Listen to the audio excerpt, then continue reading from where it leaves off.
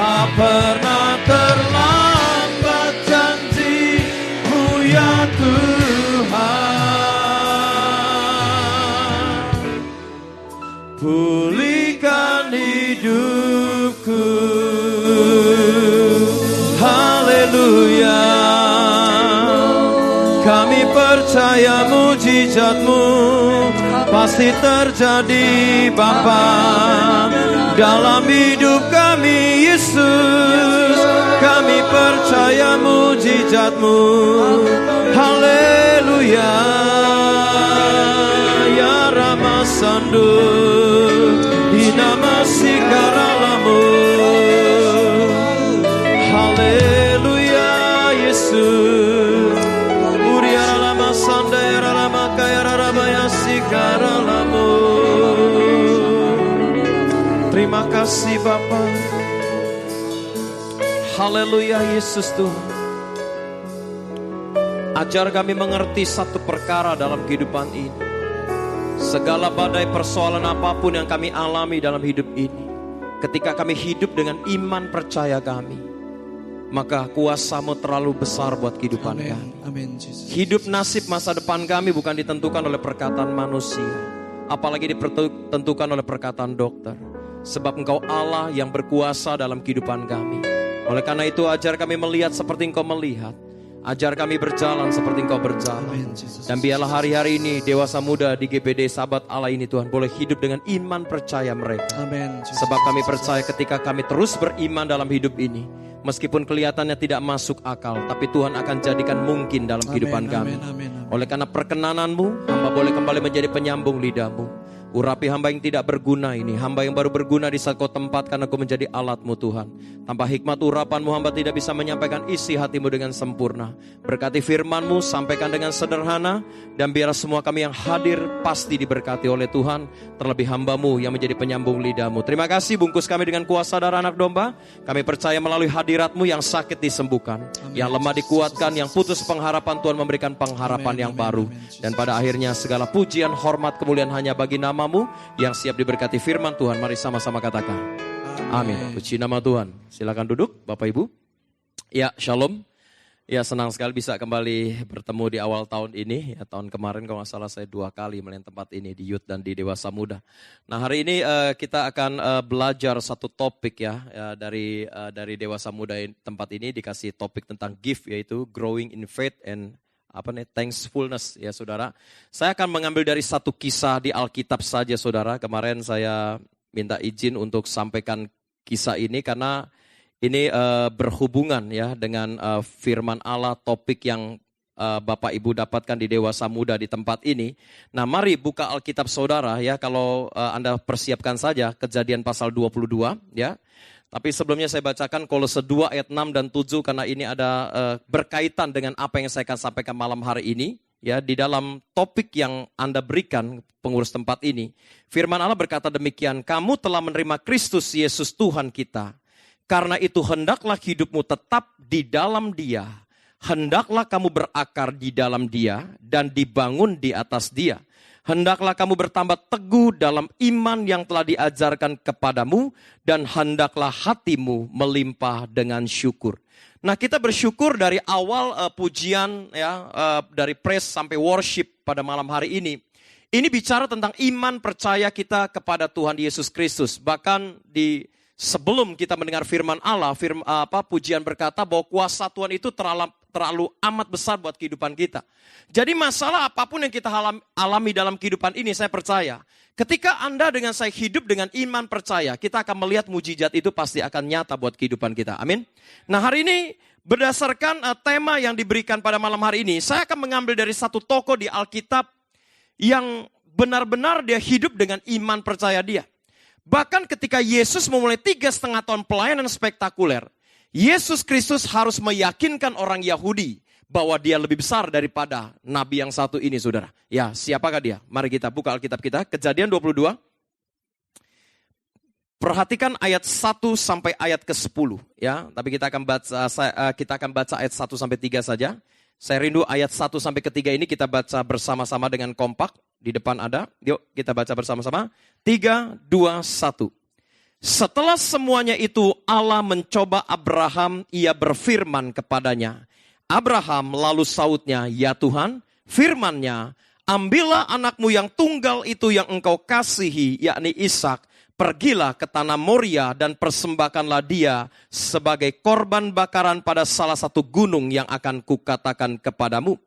Keesokan harinya pagi-pagi bangunlah Abraham, ia memasang pelana keledainya dan memanggil 2 orang bujangnya beserta Ishak anaknya. Ia membelah juga kayu untuk korban bakaran itu, lalu berangkatlah ia dan pergi ke tempat yang dikatakan Allah kepadanya. Katakan amin. Nah Bapak Ibu perhatikan baik-baik setiap kaum muda di tempat ini. Dalam hidup ini ada 2 fakta kehidupan.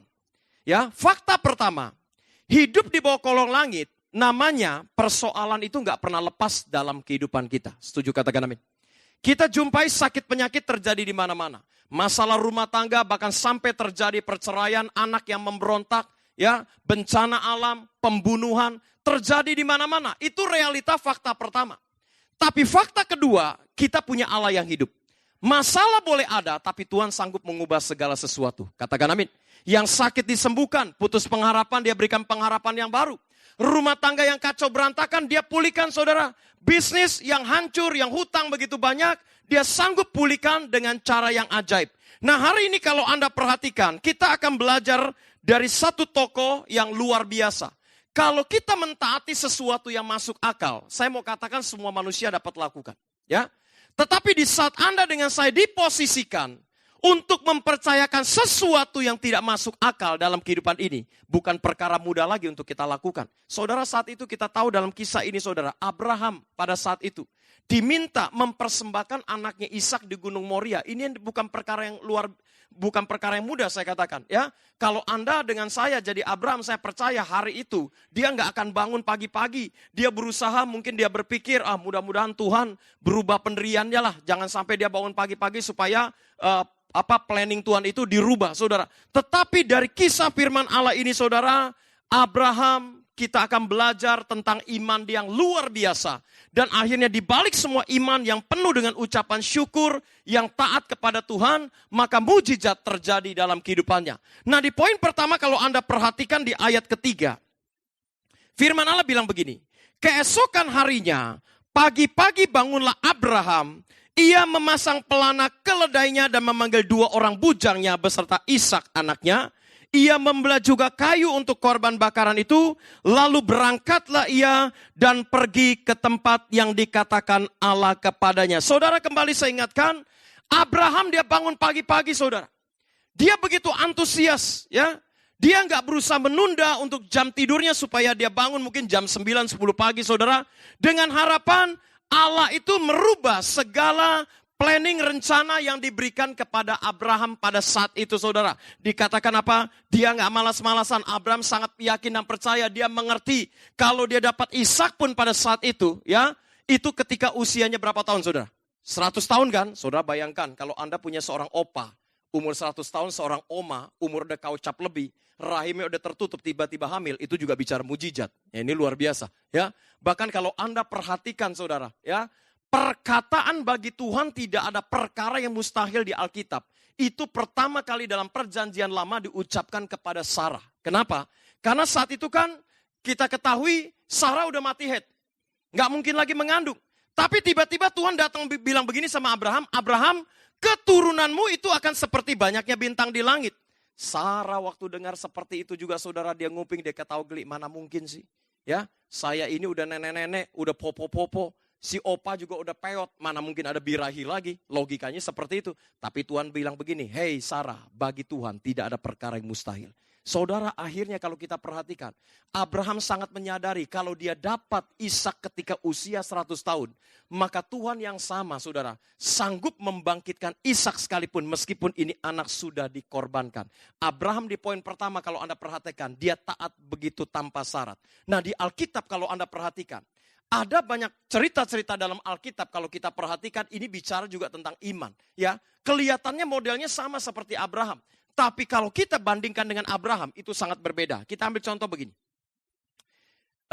Ada seorang perwira, panglima Raja Aram yang bernama siapa? Naaman. Saat itu dalam kitab 2 Raja-Raja pasal 5, Dikisahkan kan Nabi Elisa, ya, karena panglima ini kena sakit kusta. Elisa melalui suruhannya memerintahkan panglima ini supaya dia tahir daripada kustanya, saudara. Maka dia harus mencelupkan dirinya 7 kali di sungai Yordan. Celakanya, saudara, pesan ini itu tidak langsung disampaikan oleh Elisa sebagai seorang nabi. Tetapi melalui suruhannya, saudara. Nah, pada saat itu namanya panglima, saudara. Wah, dia mungkin tersinggung banget. Siapa? Mungkin dalam bahasa sehari-harinya, dia nggak tahu siapa gue nih. Ya, gue ini seorang jenderal nih, seorang panglima. Ya, nah saudara, suruhannya itu daripada Elisa menyuruh dia mencelupkan diri 7 kali di sungai Yordan. Nah, kalau Anda pikir secara logika, kebetulan saya 8 hari yang lalu baru balik dari Israel lagi, saudara. Ini perjalanan saya tahun ini yang ke-20 kali saya ke Israel, nanti 22 Mei ini saya berangkat lagi. Saudara, kalau Anda tahu sungai Yordan, ya, kalau Anda yang pernah ke Israel, biasanya Anda hanya tahu sungai Yordan, itu yang di Yardenit, saudara. Ya, itu sebenarnya bukan tempat baptisan asli. Itu hanya aliran sungai Yordan yang dibendung supaya orang bisa baptis dan cukup nyaman di situ. Tapi saya pernah kunjungi baptisan asli Tuhan Yesus yang baru dibuka 2 tahun yang lalu. Karena 3 tahun yang lalu itu masih dipasang ranjau darat. Jadi kalau orang injak itu pasti meledak, saudara. Ya, karena di sana jaraknya kalau nggak salah nih dari saya berdiri sampai pojok tembok sana, di sana udah tentara Yordan, di sini tentara Israel. Jadi kita baptis di tengah-tengah dijaga oleh 2 pasukan, saudara. Satu tentara Yordan, sini Israel. Saya bayangkan lagi baptis mereka ribut, lempar granat, mental semua gitu, saudara. Ya, itu kalau di sungai Yordan aslinya saudara tahu. Oh my God, saudara. Itu kita pakai baju baptisan putih, nyemplung, keluar benar-benar kayak dilumerin coklat. Coklatnya minta ampun, ya. Itu benar-benar, wah udah benar jungle banget. Nah saudara, saya berpikir begini.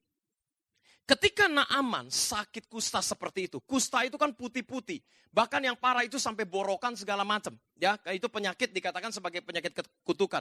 Nah, apa hubungannya kusta yang seharusnya badan ini harus steril, itu harus dicelupkan ke dalam sungai Yordan 7 kali supaya tahir kustanya. Nah, itu nggak masuk akal. Ya, saat itu dia menjadi gusar, dia menjadi marah. Dia berpikir paling nggak ini nabi dengan mantra-mantra di tangannya, ngolesin badannya supaya kustanya menjadi tahir.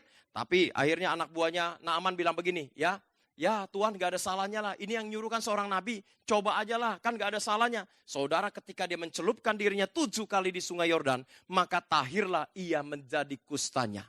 Masih dalam 2 Raja-Raja pasal 5, dikisahkan ada seorang janda yang saat itu suaminya meninggal dan meninggalkan hutang begitu banyak. Tiba-tiba Elisa juga datang kepada janda ini dan bilang begini, untuk melunasi hutangmu, ya, pinjamlah bejana kosong sebanyak-banyaknya dari tetangga kiri kanan. Nah, ini juga nggak masuk akal nih. Hubungannya apa? Melunasi hutang dengan pinjam bejana kosong.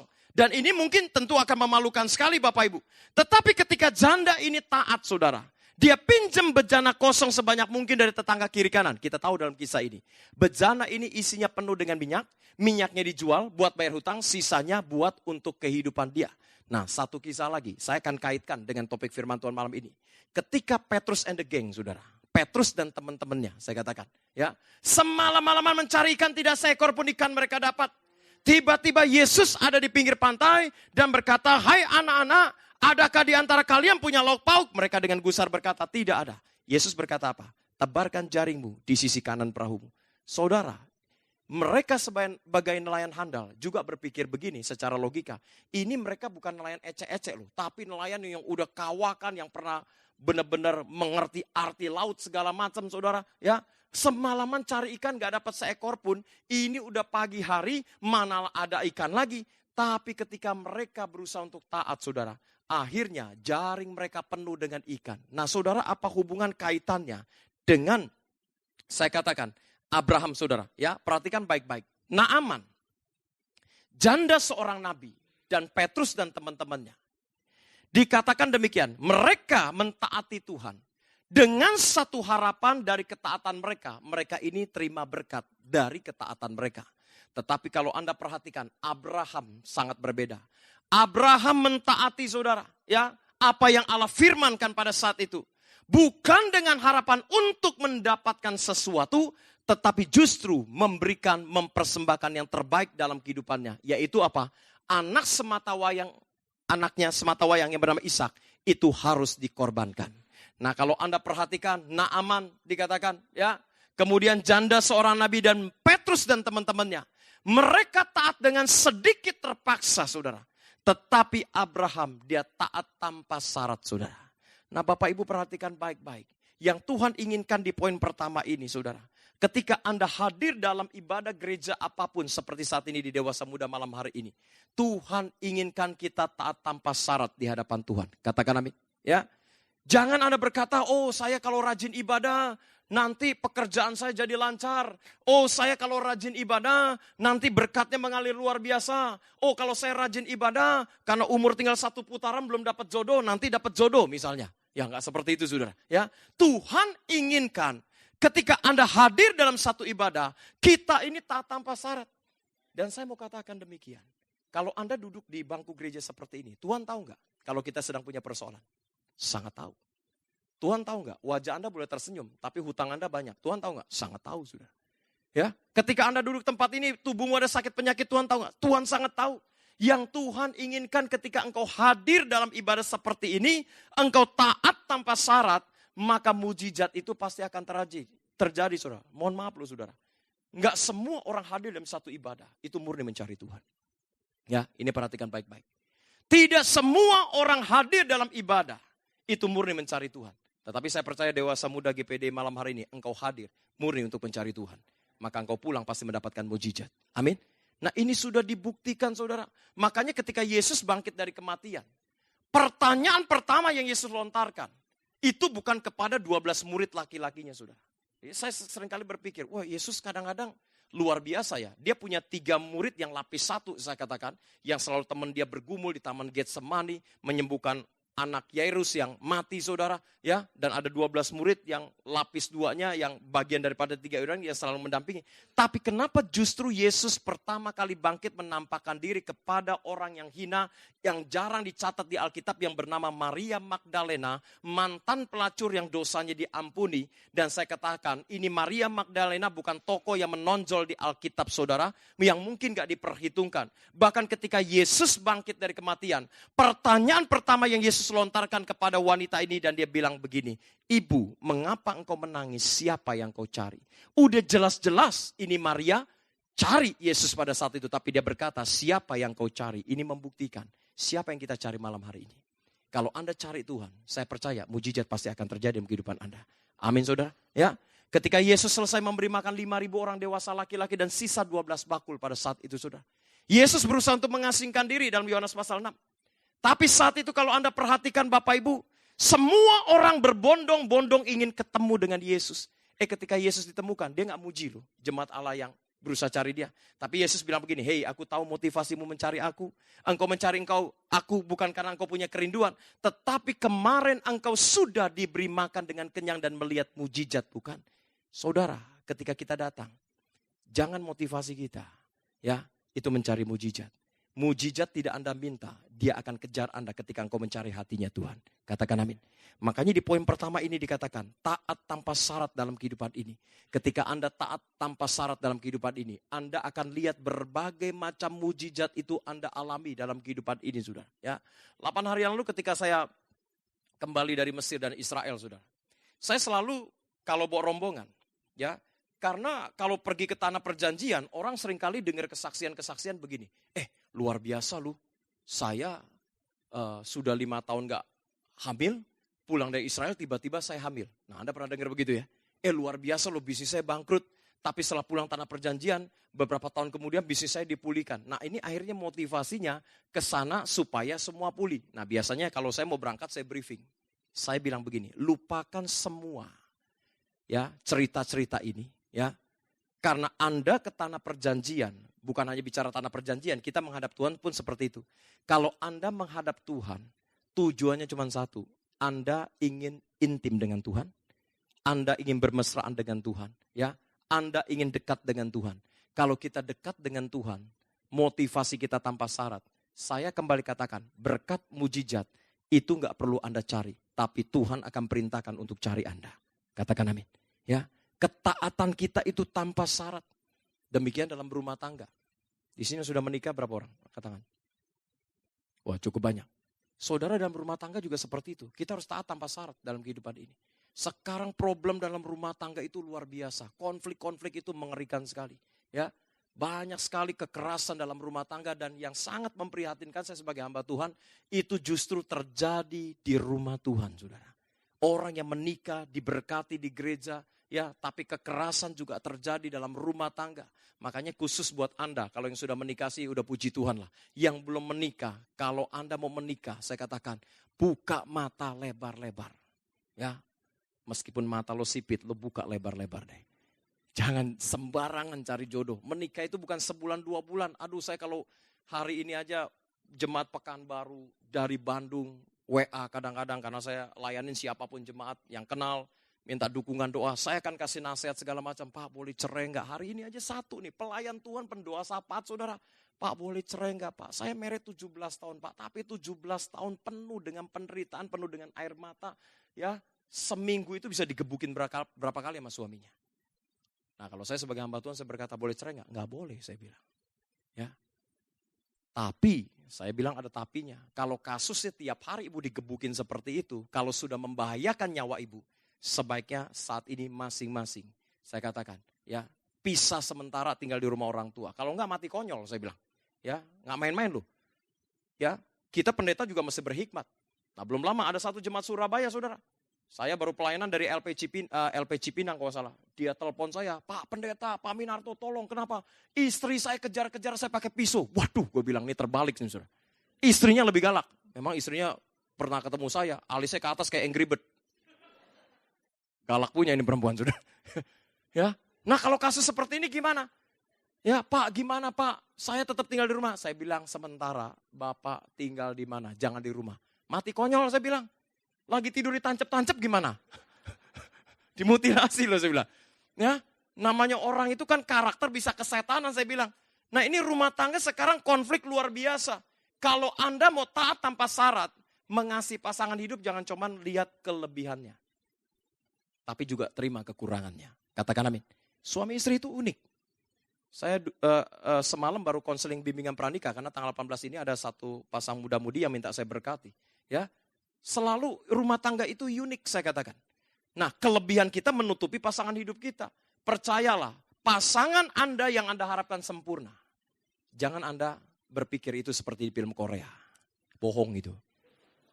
Ya, romantisnya sampai tua, itu pasti nggak mungkin lah. Jatuh ke sandung masih diangkat-angkat. Waduh ilah saudara, itu waktu pacaran memang semuanya indah. Bener kan? Dunia milik berdua, semuanya ngontrak.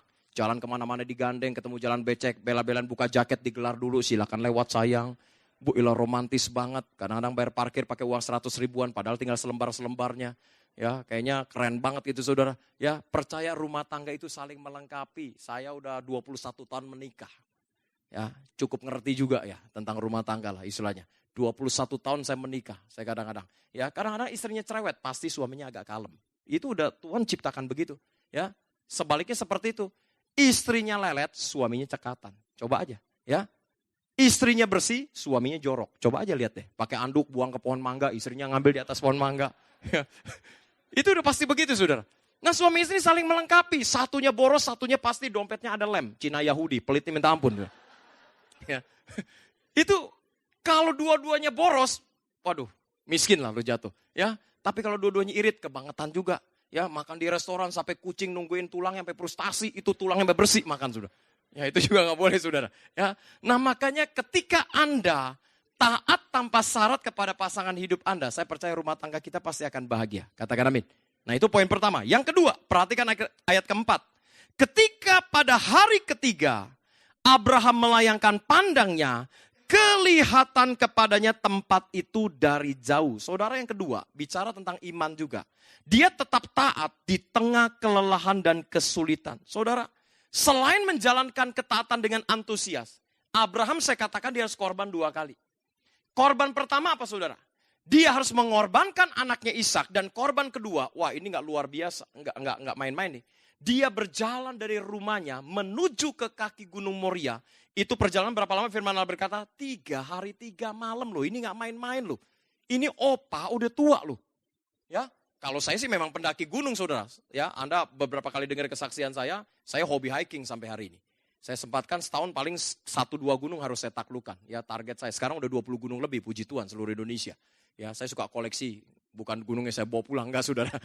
Jadi saya take picture, foto-foto gitu, saya mau kasih lihat anak-anak saya. Ya, kalau saya lagi pelayanan, mungkin lagi nggak banyak, saya suka buka-buka album. Waduh keren juga ya di gunung ini, gunung ini, gunung ini. Saudara saya anak muda udah tua lah, 45 saudara. Saya dengan kondisi fisik yang saya sering kali latihan aja, saya jalan kadang-kadang 4 hari 3 malam di satu gunung naik turun. Itu aja kadang-kadang udah ngos-ngosan. Ini Abraham seorang opa yang umur 100 tahun saudara. Dia harus berjalan 3 hari 3 malam. Nah ini pengertian rohaninya apa? Dia harus bayar harga. Dia harus korbankan yang the best, yang terbaik dalam kehidupannya. Dia juga harus berlelah-lelah. Di sini Abraham saya katakan korbannya 2 kali. Nah kenapa kalau Anda perhatikan? Jutaan orang Kristen banyak mati di padang gurun. Karena mereka apa? Kelelahan saudara. Ya. Mereka udah letih, rasanya benar gak sih tanah yang penuh dengan susu madu Tuhan berikan. Ya perjalanan hidup mereka panjang, padahal Tuhan menuntun mereka dengan tiang awan, dengan tiang api pada saat itu. Ya malam hari dikasih tiang awan karena malam hari itu dinginnya luar biasa padang gurun.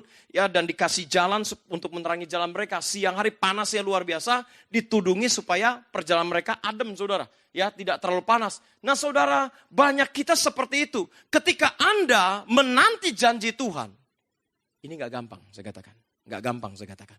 Banyak orang mungkin menantikan, mungkin jodoh sekian tahun Anda berdoa. Tapi jodoh itu belum kunjung tiba. Ada orang yang pacaran putus kayak layangan saudara. Ya gak nyambung-nyambung lagi. Itu juga problem saya katakan. Nah itu kadang-kadang orang jadi keletihan. Aduh Tuhan, mungkin saya masih ada kutuk kegagalan nih. Oh, kutuk-kutuk lagi disalahin saudara. Ya, padahal waktu pacarannya mungkin sifat karakternya nggak sesuai segala macam.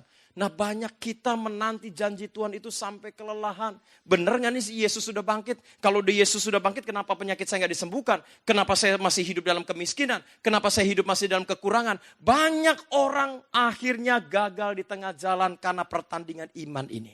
Ya, mereka kelelahan, mereka keletihan saudara. Ya, dan mereka merasakan pertolongan Tuhan itu enggak tiba, saudara. Ya, tidak sedikit saya katakan penyakit yang mungkin bertahun-tahun, problem rumah tangga bertahun-tahun, mungkin hubungan Anda dengan orang tua, dengan mertua yang tidak baik-baik, ya, mungkin anak Anda yang memberontak segala macam, itu dalam penantian yang sangat panjang. Nah, kalau saudara keletihan rohani dan saudara mundur dari rohani Anda, itu awal kekalahan kita. Ya, perhatikan baik-baik. Ya, seringkali kalau saya banyak pelajari di Alkitab, kita boleh kehilangan sesuatu dalam hidup ini. Contohnya siapa? Ayub, saya katakan. Tapi jangan sekali-sekali kehilangan sukacita. Katakan amin. Orang yang kehilangan sukacita, itu orang yang kehilangan segalanya. Tapi kalau Anda punya sukacita, meskipun Anda kehilangan segalanya, Anda tetap memiliki segala sesuatu dalam kehidupan ini. Ya, kuncinya sukacita, damai sejahtera itu nggak boleh hilang. Kalau sukacita, damai sejahtera hilang semua saudara. Rasanya mau ngapain aja malas ya. Jadi udahlah kayaknya gak ada pengharapan dalam kehidupan ini. Nah saudara banyak kita letih. Aduh kok persoalan gak selesai-selesai. Masalah kok gak selesai-selesai. Pergumulan hidup Anda begitu berat saudara. Saya katakan dalam pertandingan iman seperti ini saudara. 2 Korintus 12 ayat 9 kan bilang begini. Tetapi jawab Tuhan kepadaku, cukuplah kasih karuniaku bagimu. Sebab justru dalam kelemahanlah kuasaku menjadi sempurna, sebab itu terlebih suka aku bermegah atas kelemahanku, supaya kuasa Kristus turun menaungi aku. Saudara, memang dalam pertandingan iman, itu butuh kesetiaan. Ya, kalau orang yang hidup dengan imannya, dia pasti akan mengalami mujizat. Saya lupa pernah bersaksi di tempat ini atau tidak, saudara. Kayaknya di ibadah kaum bapak pernah deh, saudara. Ya, nah saudara ini kejadian memang sudah lama. Waktu itu saya bicara topik keluarga di satu gereja. Tiba-tiba selesai saya berkhotbah, ada seorang ibu jemaat sana minta kartu nama saya kasih, dan akhirnya singkat cerita dia kontak saya. Ya, dia berkata, Pak Pendeta bisa saya dilayanin konseling? Oh silakan, saya dengan tim akan layanin. Ibu datang ke gereja kami. Nah saudara, ibu ini seorang guru, saya katakan. Dia punya 4 orang anak dan suaminya pengusaha cukup sukses. Ya, tapi ibu ini mengabdikan dirinya sebagai guru. Saudara, ketika suaminya jaya, ya luar biasa, diberkati oleh Tuhan, bisnis yang begitu banyak. Tiba-tiba suaminya jatuh hati dengan seorang janda muda. Dan luar biasa, jandanya ini umur 18 tahun, sedangkan anak dia yang besar umurnya 16, saudara. Ya. Nah saudara, ketika ketahuan seperti itu, karena dia dari suku Batak, saudara, ya, saat itu keluarganya tahu dan keluarganya bilang begini, cerai aja.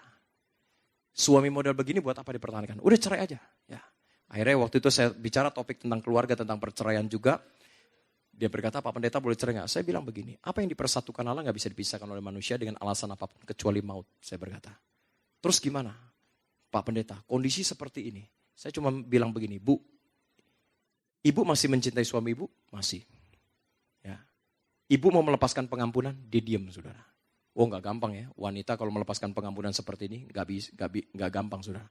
Karena wanita saya pernah bagikan dari fase waktu, dia hidup di masa kini dan masa lalu. Kita kaum pria dari fase waktu hidup di masa kini dan masa akan datang. Ya, jadi karena wanita hidup di masa kini dan masa lalu, wanita kalau ribut selalu ngungkit-ngungkit masa lalu. Benar atau betul, ibu-ibu? Coba perempuan kalau ribut. Dulu. Kenapa? Kapan? Dulu. Kapan? 13 tahun yang lalu. Masya Allah, kita udah lupa, saudara. Dia masih ingat, saudara. Ya. Nah, bagi seorang wanita dihianati seperti itu nggak gampang. Singkat cerita saya bilang begini, Bu, kalau ibu mau lepaskan pengampunan, ibu harus pengampunannya tanpa syarat dan total. Ya, tapi bukan karena anak 4 ini loh. Tapi ibu sungguh-sungguh melepaskan pengampunan dan mau terima suami apa adanya. Singkat cerita, dia saya tuntun dalam doa pelepasan singkat dan dia berkata, Pak Pendeta, saya mau mengampuni suami saya. Baik, saya bilang, puji Tuhan kalau ibu mau mengampuni total. Tapi luar biasa, 3 bulan kemudian dia telepon saya lagi, dia nangis-nangis, Pak, saya kan udah lepaskan pengampunan total, dia berkata. Ya, saya udah terima suami saya. Ya, tapi Pak, sekarang selingkuhannya dibawa pulang tidur satu ranjang dengan saya. Wow. Luka belum sembuh, tambah luka baru. Dan itu gak gampang. Ya. Gimana Pak saya harus mengampuni seperti ini? Akhirnya saya melihat pertolongan Tuhan luar biasa. Pembalasan selalu datang dari Tuhan. Ini suami jatuh bangkrut. Ketika jatuh bangkrut saudara, biasa ada gula ada semut ya. Ya, wanita sekarang itu gak peduli lah. Lo mau punya anak 5, punya 6, anak 6, anak 7 ya. Pokoknya dompet tebel pasti ditempel. Ya, gak peduli jeleknya minta ampun, pokoknya dompetnya tebel. Ya, setelah bangkrut, ini perempuan tinggalin dia. Dia malu saudara. Nah singkat cerita karena dia malu, dia singkat cerita saja. Ini suami meninggalkan sepucuk surat. Meninggalkan istri dan 4 orang anaknya, tapi tidak dikasih tahu kemana dia pergi. Ya, dan itu berlangsung cukup lama, hampir 1 tahun lebih, saudara. Dia cari terus suaminya, nggak tahu dijumpai di mana, suaminya nggak ketahuan. Ya, 1 tahun kemudian saya ingat telepon saya, malam-malam berdering, saya udah lupa, namanya sudah saya delete segala macam, saudara. Tapi dia bilang begini, Pak Pendeta masih ingat saya, siapa? Saya bilang, dulu Bapak pernah khotbah di gereja saya, daerah Cengkareng. Saya konseling cerita gini, oh iya ya gimana Bu kabarnya? Pak suami saya ada di Pulau Sumatera.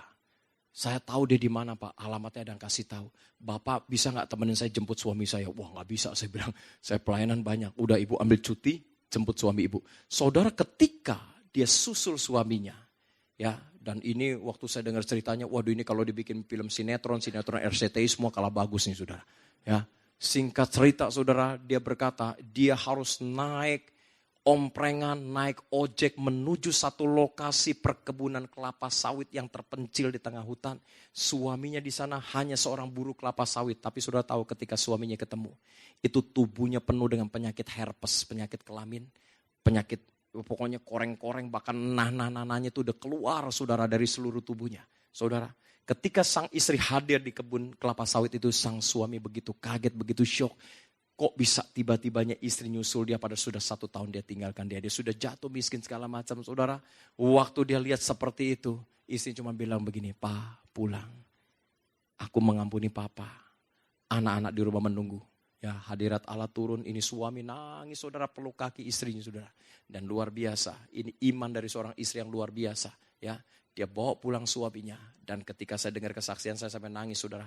Kenapa dia bilang begini, setiap hari Pak. Saya obati luka suami saya sampai lukanya sembuh. Padahal dia sendiri yang terluka saudara. Ya, saudara akhirnya keluarga ini dipulihkan. Mereka bisa ke gereja lagi sama-sama. Dan rumah tangga mereka dipulihkan. Saudara perhatikan baik-baik di poin kedua ini. Seringkali kita keletihan. Kita kelelahan menghadapi persoalan yang rasanya udah seperti benang kusut. Kayaknya gak ada pertolongan. Tetapi ketika Anda dengan saya hidup dengan iman percaya kita. Kita percaya mujizat itu pasti nyata buat kehidupan kita. Yang setuju kasih tepuk tangan buat Yesus yang dahsyat. Haleluya. Ya. Yang ketiga, perhatikan ayat 7 dan 8. Lalu berkatalah Ishak kepada Abraham ayahnya, Bapa, saud Abraham, ya anakku. Bertanyalah ia, di sini sudah ada api dan kayu, tetapi di manakah anak domba untuk korban bakaran itu? Saud Abraham, Allah yang akan menyediakan anak domba untuk korban bakaran baginya anakku. Demikianlah keduanya berjalan bersama-sama. Saudara, yang ketiga ini bicara iman.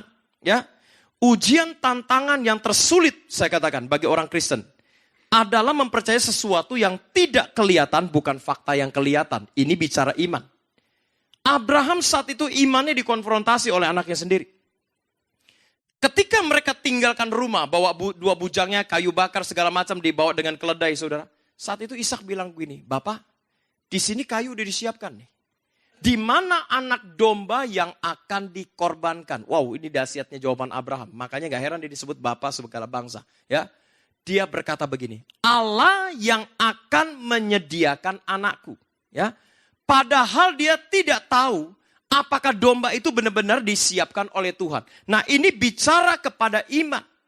Iman adalah, Ibrani 11 ayat 1 dikatakan apa?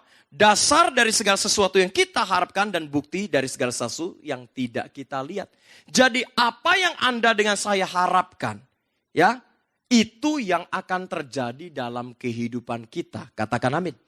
Saudara, itu bicara iman. Iman adalah dasar dari segala sesuatu yang kita harapkan dan bukti dari segala sesuatu yang tidak kita lihat. Jadi apa yang kita harapkan itu iman kita dan itu yang pasti akan terjadi. Katakan amin. Ya, kalau Anda melukis, orang melukis itu 3 step, saudara. Yang pertama, dia pasti akan imajinasikan sebelum dia melukis. Setelah dia imajinasikan, dia mulai sketsa di kanvas, ya, atau di buku gambarnya. Setelah dia sketsakan, baru dia lukis. Ya, jadi 3 step dalam melukis. Imajinasikan, sketsa, dan mulai lukiskan. Nah, saudara, kalau Anda mempunyai persoalan dalam hidup ini, saya katakan, apapun juga. Penyakitkah, keuangan Anda kayak rumah tangga kayak, saya katakan, imajinasikan iman Anda dan harapkan itu terjadi.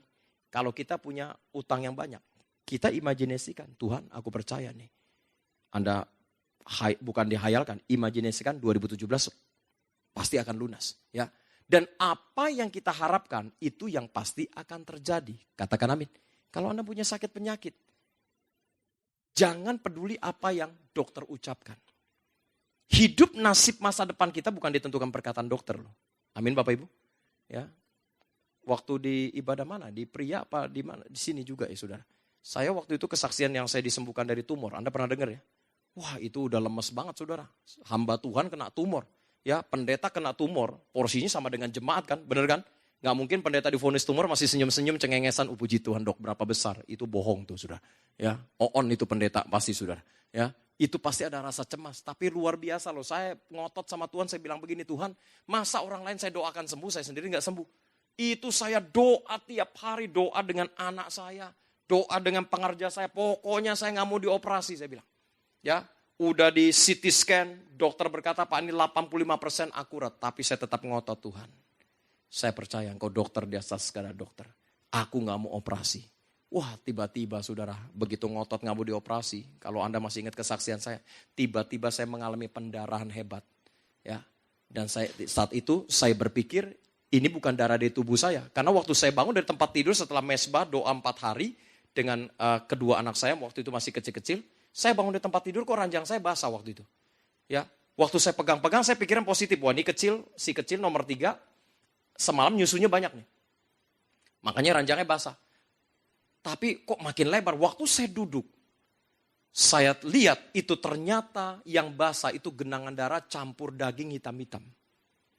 Saat itu masih positif thinking kan. Wah, karena udah punya pengalaman anak 3, wah istri habis melahirkan, habis minum jamu, darah kotornya keluar. Tapi saudara saya begitu duduk kucek mata di situ saya syok, saya kaget. Karena area tidur istri saya dipisahkan anak ketiga. Itu kering, tidak ada bercak darah. Dan disitulah saya sadar.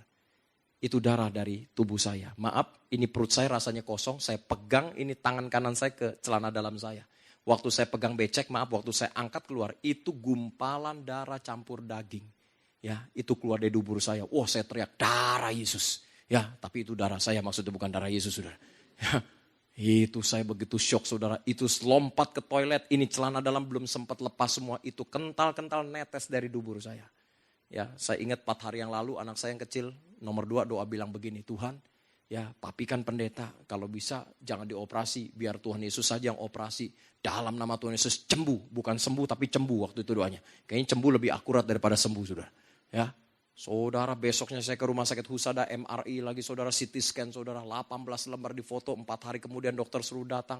Hasil pertama sekian sentimeter tumor saya, itu sama profesor the bestnya Indonesia untuk pencernaan. Diperiksa, kolonoskopi, endoskopi, tapi setelah didoakan saudara tahu. Dokter sampai tercengang-cengang, Bapak gak perlu operasi, ini benjolan daging sudah hilang. Dan ini sudah terjadi 12 tahun yang lalu tanpa pisau operasi. Kasih tepuk tangan buat Yesus yang dahsyat. Amin. Itu bicara iman kita, saudara. Iman adalah dikatakan apa? Dasar dari segala sesuatu yang kita harapkan dan bukti daripada apa yang tidak kita lihat. Kalau Anda hidup dengan iman percaya, Anda akan mengalami begitu banyak mujizat. Mungkin ada keluarga Anda yang belum bertobat. Ya, papa, mama, kakek, nenek belum bertobat, imani. Klaim janji firman Tuhan kisah 16 ayat 31. Percayalah kepada Yesus, maka engkau akan selamat, engkau dan seisi rumah tanggamu. Satu orang percaya bertobat, seisi rumah tangga itu pasti diselamatkan. Amin. Ini garansi dari Tuhan loh, gak main-main. Ya, kalau Anda terus ucapkan dengan iman, Anda imajinasikan, oh Tuhan, papi saya pasti bertobat, mami saya pasti bertobat. Maka apa yang Anda lukiskan, itu pasti akan terjadi. Sebab bagi dia, itu tidak ada perkara yang mustahil. Ya, saya udah alami semua hal seperti ini. Ya, saya berdoa bertahun-tahun, aduh Tuhan, gue pendeta, emak gue dukun. Gak enak banget, saudara. Dukun dan pendeta kan musuh bebuyutan, bener gak? Saya khotbah kemana-mana orang pada ngeledekin. Aduh, Pamin masih hebat, pelayanan kemana-mana, sampai ke bangsa-bangsa. Tapi sayangnya orang tuanya dukun. Wah, itu gak enak banget, saudara. Kakek dukun, mama dukun, papa pakar feng shui. Bila saya jadi pendeta, ya memang jauh banget gitu, saudara. Ya, saudara tahu apa yang saya lakukan. Nabi selalu ditolak di rumahnya, benar gak? Nginjilin keluarga sendiri itu paling susah loh daripada nginjilin orang lain. Nginjilin orang lain kayaknya gampang bertobat, tapi nginjilin orang di rumah sendiri, waduh, itu paling gak enak. Ya, waktu di youth saya selalu bersaksi begini, kalau waktu masih SMA, saya nenteng Alkitab, udah digodain kan, lihat tuh, si Haleluya mau kemana. Saya dijulukin si Haleluya sudah. Ya, pulang gereja, lihat tuh, si Haleluya baru pulang. Ya, mau nginjilin mereka gimana, mereka udah makan asam garam. Tapi saya terus berdoa, ada kesempatan saya sampaikan firman Tuhan, wih dahsyat loh. Mami saya bisa bertobat, itu miracle banget. Ya, saya sempat berpikir, aduh mami gue kalau meninggal, udahlah. Acaranya pasti pakai Buddhis semua, pakai Konghucu. Aduh gak enak banget, mana orang tahu saya ini hamba Tuhan segala macam. Kayaknya gak enak banget. Kayaknya mustahil mami saya bisa bertobat terima Yesus. Kenapa? Selalu ketika dia mau lepaskan ilmunya, telanjang bulat nari-nari Bapak Ibu. Ya, itu rohnya gak akan terima. Dan dia bilang begini, kamu kan lihat sendiri, mama bukan gak mau terima Yesus. Kalau mama setiap mau terima Yesus, mama jadi gila. Udah lama percayalah, anak mama pendeta udah bakar banyak tepekong tuh. Kuangkong-kuanim udah gue bakar, jenggotnya udah gue copotin semua, gue bilang. Ya, mama jangan takut, mereka gak punya kuasa lagi. Tapi mama saya tetap takut. Saya doakan bertahun-tahun, mama bertobat bagi Tuhan gak ada mustahil. Setiap hari saya doakan, itu iman saya praktekin. Dan saya percaya, apa yang saya imani pasti akan terjadi.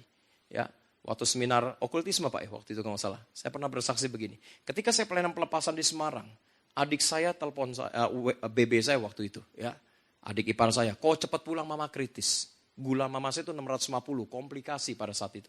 Saya berkata, Koko harus pelayanan pelepasan dulu, besok naik flight pagi langsung ke rumah sakit. Ya, saudara waktu saya sampai di rumah sakit Satya Negara pada saat itu, mama saya udah terbujur. Udah gak bisa ngapa-ngapain. Saya cuma bilang begini, Tuhan aku mohon belas kasihanmu, jangan panggil mami sebelum dia terima keselamatan. Kasihan Tuhan, ya. Kalau hamba diselamatkan, orang tua gak diselamatkan. Saudara saat itu saya tumpang tangan, saya basaru, saya berdoa Tuhan, mama saya disembuhkan. Dalam nama Yesus itu basaru saudara, saya terus berbasaru. Mama saya tiba-tiba duduk, saya kaget saudara. Begitu duduk, dia bilang begini, mama minta jus. Bayangin, baru sadar minta jus, keren kan? Mama mau jus apa? Saya bilang, semangka. Saya langsung pencet bel pada saat itu. Suster datang, sus bikinin jus semangka 2 gelas. Mama saya dibikinin 2 gelas besar, langsung tok habis 2 gelas. Saya liatin, mak gue bukan ngeri juga gitu saudara. Ya, masa minumnya rakus begitu baru bangun saudara. 2 gelas gede dihabisin saudara. Tiba-tiba saya gak mau hilang kesempatan. Saya injilin, ma udahlah waktunya terima Yesus. Saudara kalau kairos Tuhan dahsyat loh. Mama saya bilang begini, iyalah nak, mama capek ya nyembah berhala jadi dukun, sakit-sakitan. Udahlah mama mau sembah Tuhan kamu, Tuhannya orang bule. Nah Tuhan Yesus tuh bagi mama saya Tuhannya orang bule saudara. Rambutnya pirang kayak jagung kan. Ya, kalau Tuhan mereka tuh yang kepala botak, perut buncin, pegang uang, ketawa melulu. Nah, salah satunya Tuhannya itu sudah. Saudara, saat itu saya tuntun mama saya terima Yesus. Maaf, mama saya itu buta huruf. Saya asli Pontianak. Ya, kalau orang Pontianak itu jarang sekolah lah. Tapi puji Tuhan saya bisa sampai sekolah teologi, ya bisa sampai S1 di manajemen, saudara. Ya, saat itu karena mama saya bahasa Indonesianya jelek. Aduh, pokoknya jelek banget deh bahasa Indonesia mama saya. Kalau saya guru BI saya kasih nilai 2, jujur aja saudara. Ya, karena istri saya namanya Esther, selalu panggil Ete. Ete sini Ete. Ya, saya bilang RW sama lurah camatnya mana mama? Jangan Etenya doang gitu. Pokoknya jelek banget bahasa Indonesia. Tapi hari itu saya melihat urapan Allah turun.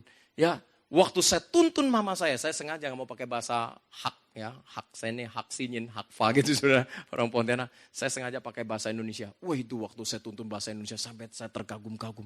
Buset mama gue, ya keren banget bahasa Indonesianya. Dia bisa bicara bahasa Indonesia dengan fasih.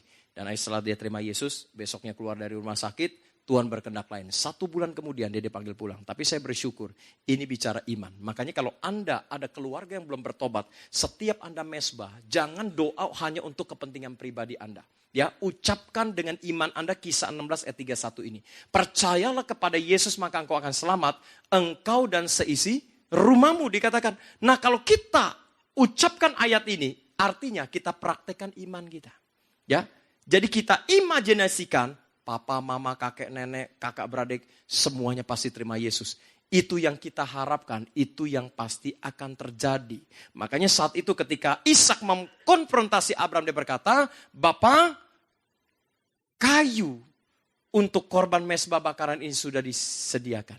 Di mana anak korban, anak lembu yang akan dikorbankan? Ya, Abraham berkata, Allah yang akan menyediakan anakku. Itu bicara iman, saudara. Ya, kalau Anda beriman dalam hidup ini, saya percaya apapun kita bisa raih dalam kehidupan ini. Setuju, katakan amin. Yang terakhir, saudara, perhatikan ayat 10. Sesudah itu, Abraham mengulurkan tangannya, lalu mengambil pisau untuk menyembeli anaknya. Wow, ini gak enak nih, saudara. Ya, saudara, sampai ayat 9, Abraham masih bisa lakukan. Bangun pagi, jalan ke Gunung Moria, naik ke atas Gunung Moria, ya, kemudian persiapkan kayu bakar, ikat anaknya Ishak, dia masih bisa lakukan. Tapi ayat 10, ini titik kritis Abraham. Bayangin, kalau Anda punya anak, semata wayang, Tuhan berkata, bawa anak lo ke Gunung Semeru, persembahkan buat Tuhan. Wah, itu gak gampang. Ya, ketika anak Anda ikat, mungkin masih bisa lakukan. Tapi titik kritis Abraham apa? Sesudah itu Abraham mengulurkan tangannya, mengambil pisau untuk menyembeli anaknya. Ini titik kritis Abraham. Ya, anak darah daging yang diperoleh ketika dia usia 100 tahun harus dikorbankan, disembeli sendiri oleh bapaknya sendiri. Wah, bapak mana yang tega membunuh anaknya, saudara? Saya percaya nggak ada, saudara. Ya, setiap kita itu punya titik kritis dalam hidup ini. Ada orang titik kritisnya apa? Ketika dia sakit. Tiba-tiba Roh Kudus berkata, tinggalkan semua obat Anda, beriman kepadaku, aku akan sembuhkan. Itu titik kritis orang yang mengalami sakit penyakit. Kalau Anda, bisnismen, lagi dipakai Tuhan, lagi diberkati Tuhan luar biasa. Tiba-tiba Tuhan bicara langsung melalui hamba Tuhan, kayak melalui suara yang audible, dan dia tiba-tiba bilang begini, tinggalkan semua pekerjaanmu, sepenuhi hati, waktu untuk ikut aku pelayanan. Itu titik kritis seorang pengusaha yang dipanggil menjadi full timer, saya katakan. Ya, titik kritis seorang wanita apa? Ketika Anda tahu terang-terangan suami Anda selingkuh, Anda harus tetap mengampuni dia. Itu titik kritis seorang wanita, saya katakan. Setiap kita punya titik kritis dalam kehidupan ini. Tetapi ketika titik kritis itu Anda lalui dengan penuh ucapan syukur dan Anda percaya bahwa semua ketika Anda beriman dan Anda percaya mengucap syukur dalam apapun yang kita alami, saya percaya pertolongan Tuhan itu tepat pada waktunya. Amin. Tuhan itu nggak pernah memalukan kita, sudah mempermalukan kita. Ya, titik kritis Anda apa dalam hidup ini? Semua pasti ada titik kritis loh. Kalau saya sebagai pendeta yang seringkali seminar tentang budaya leluhur orang Tionghoa, saya diperhadapkan dengan keluarga saya yang Konghucu Toto, saudara. Wah, itu nggak gampang. Ya, dan apa yang saya khotbahkan, saya nggak bisa omdo asal di atas mimbar. Saya harus praktekkan karena semua mata melihat apa yang saya lakukan dalam melakukan tradisi ini. Nah, kembali kepada kesaksian saya di poin ketiga tadi. Titik kritis saya apa? ketika mami saya meninggal meskipun sudah Kristen, ya. Waktu itu saya pernah kesaksian waktu mami saya meninggal 2 kubu. Karena 50% Kristen, 70% Kristen, 30% Konghucu. Ya, jadi rumah duka itu dibelah 2. Cuman ditutup hordeng. Jadi ada Saulin, ada Butongpai gitu saudara. Ya, satu versi Kristen, satu versi Konghucu. Nah saudara, titik kritis saya apa? Karena saya anak kelima. Ketika semua sudah diminta pai kui di depan peti, di depan sembayangan altar. Semuanya gak peduli. Mau yang Kristen apapun harus ikut sembahyang di depan altar. Semua cici-cici saya yang sudah dibaptis karena takut sama koko saya yang besar. Ikut-ikutan saudara. Ikut kepala merah, biru, kuning segala macam. Saya satu keluarga gak mau. Sampai anak saya yang kecil protes. Papi itu pada ikat kepala mau main kungfu ya katanya. Saya bilang jangan terkungkung marah loh. Nah saudara saat itu benar-benar iman saya kepada Tuhan dipertaruhkan. Ketika abang saya paling tua panggil saya bilang begini. Koko tahu kamu pendeta. Kamu punya banyak jemaat, kamu punya nama baik di luar. Dan saat ini mereka hadir. Tapi semua sudah paikui di depan penyembahan saat ini. Ya, Koko cuman minta, kalau lu malu, ini kan ada hordeng. Kita tutup, kita paikui berdua. Waduh, itu gak enak banget. Ya, apakah apa yang saya khotbahkan saya langgar, saudara? Saat itu jujur secara manusia, rasanya saya sudah mau nyembah di depan altar sembahyang ini, sudah. Tapi Roh Kudus berkata, engkau hanya sujud menyembah kepadaku. Akhirnya hikmat Allah turun, saya bilang begini sama kakak saya, kau minta maaf. Jangan sampai orang tua meninggal kita kakak beradik jadi salah paham, saya bilang. Saya orang Kristen punya cara sendiri untuk sembahyang, menghormati orang yang pokoknya yang sudah meninggal. Cara kita ada ibadahnya, saya berkata. Bukan seperti ini. Saya minta kita saling pengertian. Puji Tuhan, abang saya bisa maklumin sudah. Ya, meskipun yang lain Kristen, harus mereka istilahnya menjual iman mereka lah istilahnya lah. Ya, ikut-ikutan seperti itu udah nggak menghargai Tuhan saya katakan ya. Soja begitu, sembayang segala macam, ambil hio segala macam. Ya, sampai ada orang berkata, Pak, tapi kita kan ambil hio, Pak. Kita sembayangnya kepada Tuhan Yesus. Buset, gue bilang, gimana caranya lo pegang hio sembayang sama Tuhan Yesus? Ada yang seperti itu loh, saudara. Ya, karena dia malu dengan mertuanya, ya saya serba salah Pak Pendeta, saya terima aja hionya. Saya sembahyang depan altar, ya saya ngomong sama Tuhan Yesus berkati keluarga saya, tapi pakai hio. Bayangin saudara, Yesus di sorga senyum bilang begini, hai yangai bukan orang Cina, nah ini repot saudara. Masa lo pegang hio sembahyang sama Tuhan Yesus, cilaka saudara. Ya gak boleh pakai hio segala macam. Saya katakan sekali Yesus tetap Yesus buat kehidupan kita. Katakan amin. Ya. Yang keempat ini saudara, kita punya titik kritis dalam kehidupan ini. Ketika Anda beriman dalam hidup ini sekali Yesus tetap Yesus. Apa yang kita imani itu pasti akan terjadi. Kuncinya anak-anak muda. Di firman Tuhan yang terakhir ini. Ya, kehidupan anak muda, perjalanan masih panjang. Anda masih punya planning dalam hidup ini. Yang belum punya jodoh, mengharapkan jodoh. Yang sudah punya jodoh, menikah, mengharapkan anak-anak yang baik. Anda yang masih merintis usaha, saya katakan. Ya, Anda mengharapkan bisnis Anda dipulihkan, diberkati luar biasa. Nah saudara, kita praktekkan iman kita. Imajinasikan tentunya dengan doa. Tuhan 2017, aku akan mendapatkan ini. Tuhan 2017, aku akan dapat jodoh. Tuhan 2017, istriku akan mengandung. Imajinasikan. Ketika Anda berharap dengan iman dan ingat baik-baik kunci dalam kehidupan ini. Baik atau tidak baik keadaan kita. Ucapan syukur itu harus keluar. Katakan amin. Jangan kita mengucap syukur pada saat kita ada di atas. Badan lagi sehat, berkat lagi melimpah, hubungan suami istri lagi baik, keluarga lagi baik, semua lagi baik. Kalau Anda mengucap syukur dalam kondisi seperti itu, saya mau katakan orang dunia bisa lebih bagus dari kita. Setuju gak? Ya, tapi mengucap syukurlah dalam segala perkara kehidupan ini sudah dengan iman kita. Ya, baik kita ada di bawah, ada di atas, kita tetap mengucap syukur. Nah, suatu hari mungkin saya beriman juga, ada yang jadi konglomerat di tempat ini. Ingat baik-baik, kita mengucap syukur dalam hidup ini bukan karena Anda punya rumah yang mewah, mobil Anda build up, saya katakan. Ya, Anda bisa jalan-jalan setahun 3 kali ke luar negeri. Anda punya deposito ratusan sampai miliaran duit Anda, saya katakan. Ya, baik Anda yang punya mobil maupun ke sini, maaf masih naik Uber kayak ya, Gojek sekalipun, Grab sekalipun, ya. Anda yang sudah punya rumah masih ngekos, masih ngontrak sekalipun, saya katakan. Anda yang punya tabungan dari jutaan sampai puluhan juta sampai ratusan juta. Saya mau katakan sebagai hamba Tuhan, ucapan syukur kita tetap sama. Kenapa? Karena ucapan syukur orang benar, orang percaya, bukan karena apa yang dia punya, tapi ucapan syukur kita karena satu perkara. Nama kita tercatat dalam buku kehidupan. Itu ucapan syukur kita yang terbesar dalam kehidupan ini. Makanya dalam hidup ini Anda mengalami proses apapun juga. Ngucap syukur.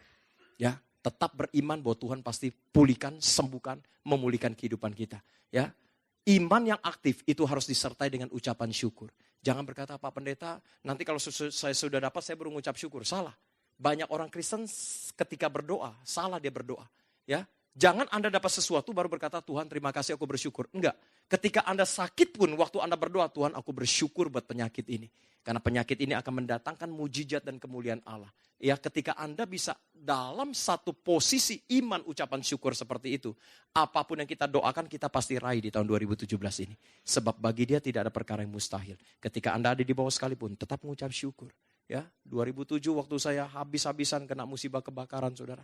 Ya, hari keempat baru saya bisa berdoa, nggak munafik, saudara, sebagai pendeta. Hari 1, 2, 3 karena beban begitu berat, harta saya habis semua 2007. Tapi hari keempat waktu saya bangun jam 2 subuh, saya cuma bilang begini, Tuhan terima kasih ya. Kalau Tuhan izinkan saya mengalami kebakaran. Nggak gampang loh, saudara. Saudara kebakaran, mengucap syukur. Gampang nggak? Nggak gampang. Mobil dua-duanya dijual buat pelayanan. Wah, itu nggak gampang, saudara. Tapi ketika saya bisa bilang begini, Tuhan aku tetap beriman. Aku bersyukur. Karena Tuhan gak pernah merancangkan sesuatu yang jahat buat kehidupanku. Ya, rancangan Tuhan itu rancangan damai sejahtera. Meskipun pada kenyataannya kita mengalami sesuatu yang pahit, saya katakan. Anda mengalami sesuatu yang tidak baik sekalipun. Percaya itu bukan rancangan Tuhan. Seringkali Tuhan itu gak menguji kita. Tapi seringkali Dia izinkan ujian terjadi dalam hidup kita. Tapi dalam proses ujian itu, Dia seringkali melatih iman kita. Ini anak bener gak nih ngomongin nih? Masih bisa ngucap syukur gak? Kembali saya katakan kalau Anda mengucap syukur dalam hal yang baik, semua bisa lakukan. Tetapi ketika Anda di bawah, Anda bisa berkata, Tuhan thanks buat kebakaran ini. Terima kasih semuanya sudah habis.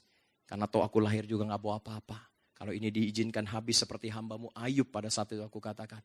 Ya, dia bisa dikembalikan 2 kali lipat, aku percaya. Aku juga pasti bisa dikembalikan 2 kali lipat. Saudara, ketika saya bisa mengucap syukur, proses itu gak lama. 4-5 tahun kemudian Tuhan pulihkan semuanya. Dan benar-benar Tuhan ganti 2 kali lipat. Bagi Tuhan tidak ada perkara yang mustahil.